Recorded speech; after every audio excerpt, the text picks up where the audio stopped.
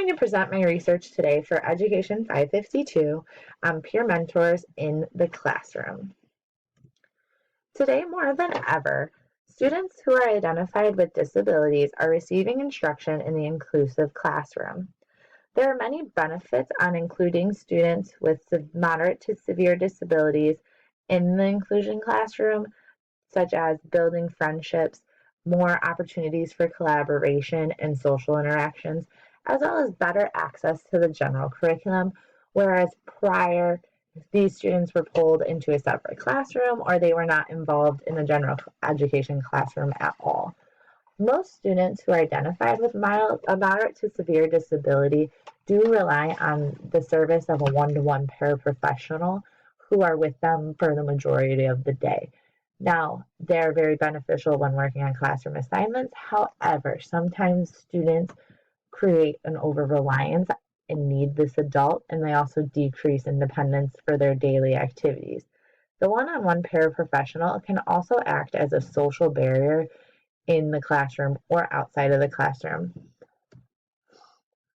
The problem statement is that students with significant social needs do not interact with their peers appropriately in different social situations. For example, in the cafeteria or in the hallway, and they don't necessarily fit in with the general education population, especially once you get into those middle school grades. These students do require specific instruction to help develop these social skills, so that would be through the use of a speech language pathologist and social skills strategies, as well as social learning throughout the school day. Many students who are identified with disabilities, especially who also have significant social needs, have a difficulty forming relationships with other same-age peers. They require additional adult support in the classroom or from either a paraprofessional, an intervention specialist, or a classroom teacher, and they also may develop social dependence. The independent variable is increasing peer support in the classroom, and this would be in the form of peer mentors or peer tutors. So typical peer interactions with students can be defined as students who are identified with moderate to severe disabilities and have social needs. They receive or qualify for services from a speech language pathologist and or have a social goal according to the IEP. There are varying degrees of social needs depending on the disability. So the social needs of a student identified with autism is very different from a student who's identified with a traumatic brain injury, and whereas completely different from a student who is identified with Down syndrome.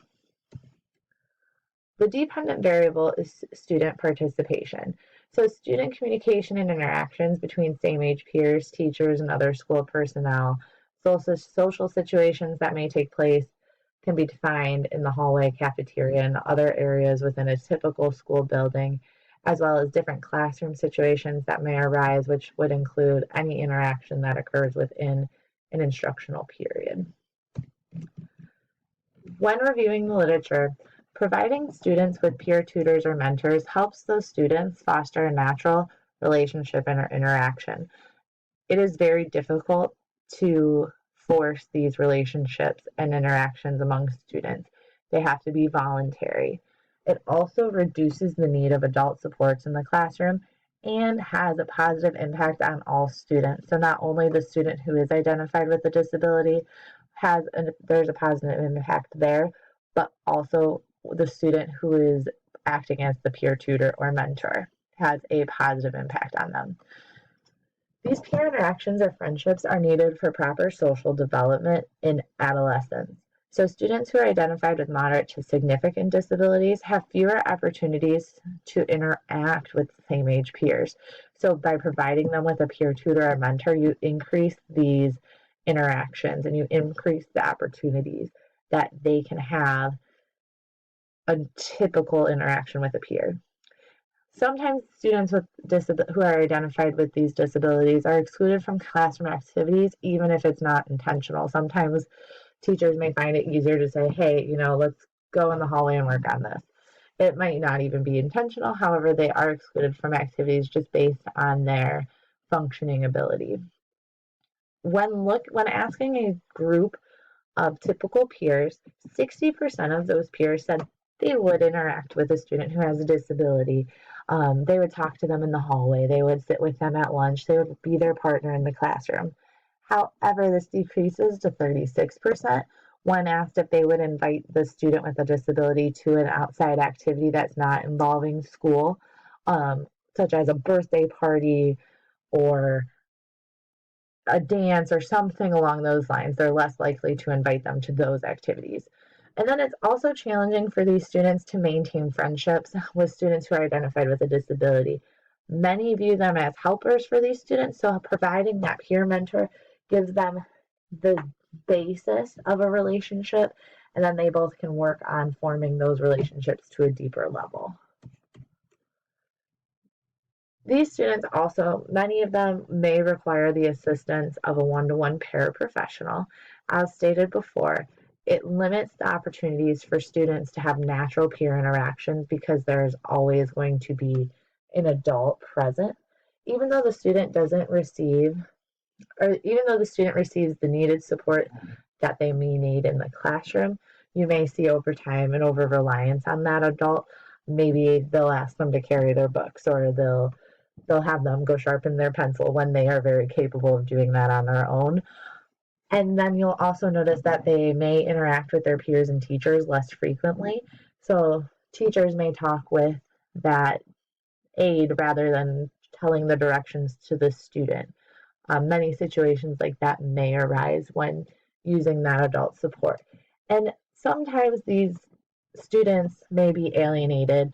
Like I said before, they may be asked to go work on something separately or at another table or out in the hallway or be pulled out for small group instruction, which also limits those peer interactions. So when you're using peer mentors, the role of the paraprofessional would change from a facilitator rather than an instructor role. Also, in order for student interaction to increase, educators need to plan specific interventions and create more opportunities for active participation among those students identified with disabilities. You can't just say, hey, we're going to try this. It has to be very specifically planned out and supported. So these peer mentors can be used as that support to help increase those interactions. The peer mentors will be trained how to implement strategies, and that would be during non-instructional times such as lunch or study hall, and they'll learn about different instructional strategies, questioning strategies, how to provide immediate feedback, and how to provide praise for that student and what works best for that student. With the use of peer mentors, you do see an increase in peer interaction almost immediately. You reduce the need for adult supports, and you increase student confidence, probably within both students. And 2 peer mentors was the most effective when conducting the study with Brock and Carter. To implement the support, it is needed to create a support plan for each student. When completing these support plans, you need to include the general education teacher, the intervention specialist, the peer tutor, and the paraprofessional. In addition, it would be beneficial to also include the student. Training, as stated before, you're going to train them how to implement different strategies in the classroom. The research design was a case study. I had a sample of 2 students, each who were identified with a significant cognitive disability, as well as received speech and language services either through the school or received outside services. They also were both identified, or they both are assigned a one-on-one paraprofessional throughout the day. So student 1 I worked with was identified with a traumatic brain injury and works with a one-on-one aide in all instructional and non-instructional times throughout the school day. Student 2 was identified with Down syndrome, works with a one-on-one aide only during instructional periods throughout the day. So during gym class, lunch, hallway time, the one-on-one aide is not present, but during any instructional periods, they will be around. During this study, each student was assigned 2 peer mentors who were both trained and in the same classroom through all periods of the day with each of the students. I used an observation tool that was 4 observations per student throughout the course of the study, and it looked at the different levels of engagement, the type of instruction that was occurring in the classroom, and the frequency of interactions between peers, between teachers, and between paraprofessionals that were occurring throughout the classroom. I also gave a paraprofessional survey to both one-on-one aides, and one was given as a baseline in the beginning before research started, and one was concluding that 4th observation. The results of it: student 1 increased participation in the general education language arts classroom from starting with 40 total instances and increased all the way to 57 total instances. They also increased peer-to-peer participation from 2.5% to 54% overall from observation 1 to observation 4, which is very substantial. Student 2 also increased participation in the general education language arts classroom from 25 instances to 48 instances. And that peer-to-peer participation increased from 12% to 69% in just peer-to-peer, which is very impressive. As you can see, the first chart right here on the left shows both student 1 in blue and student 2 in green, the frequency of peer interactions from observation 1 and observation 4, and you can see that positive trend. And on the right here, you can see that the adult support frequency decreased steadily for both students. So quite substantially, you saw that increase and decrease between both students. For student 1, you can also see the comparison between peer interactions from observation 1 to the total interactions they had throughout the class period, as well as the increase in observation 4 of peer interactions to total interactions. And you will be able to see the same for student 2. There was a drastic increase from observation 1 with the peer interactions to observation 4. These are the results of the paraprofessional survey. So in the first one for the baseline, they are more rating their level of independence and how they worked and how much they participated in the classroom. And you can see those are all on the lower end of 1s and 2s. And then in the post, you will see that you're rating the same level of independence, and you see those increase to 3s and 4s. You have a couple 2s, but there is still an increase from the baseline to the post. So after looking at these results, it can be concluded that there was a positive impact and a substantial increase in total interactions as well as peer-to-peer interactions, and you saw that decrease in adult support required in that assisting or the aid role.